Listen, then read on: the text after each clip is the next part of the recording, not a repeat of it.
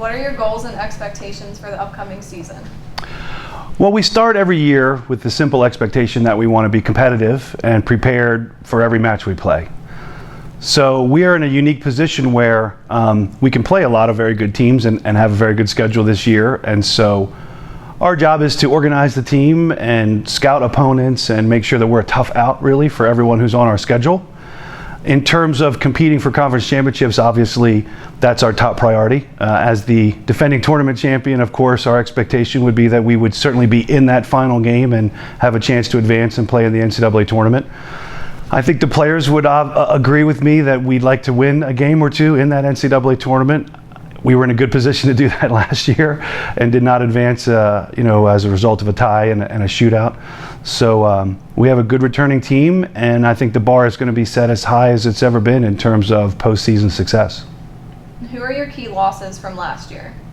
Well, we had two seniors. One was a playmaking center mid who was fantastic, Stephanie Fazenbaker, and could do pretty much everything for us with the ball. And then we had a senior goalkeeper.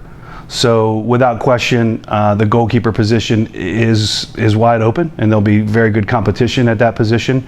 And then Stephanie's leadership role, I think, as much as her on the field role, will be a void that will be filled, of course. But those are important losses. Who are your key returners? So we have a fantastic midfield. We have senior leadership in every area of the field. We have great speed up front. In our wide players, we have fantastic center mids.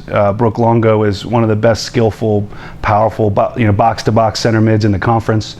Our holding mid, Kelsey Wentworth, is also returning, will be a senior. And we had two freshmen compete in the other midfield areas, and they're both back and will be fantastic.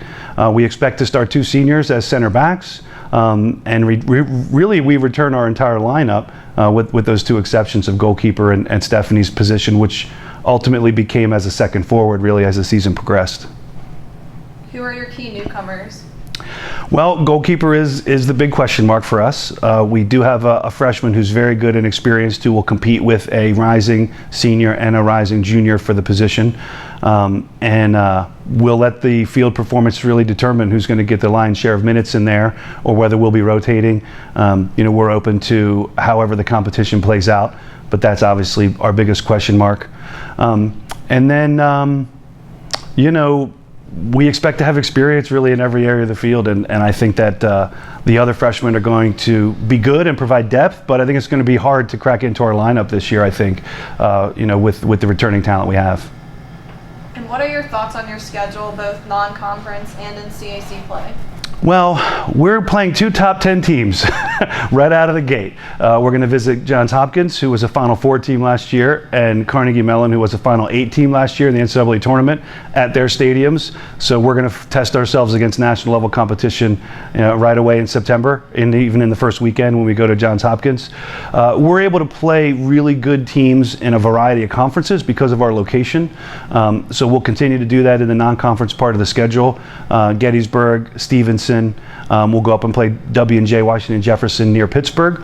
And then, of course, the conference schedule is always tough. The CAC is a fantastic women's soccer conference. There's teams fighting on the edge of the conference to just get into the 6, and then I think among the teams that qualify for the tournament, among the 6, frankly, any of those teams could have a good run and advance and actually win the automatic bid. So it's really competitive top to bottom, and we look forward to it.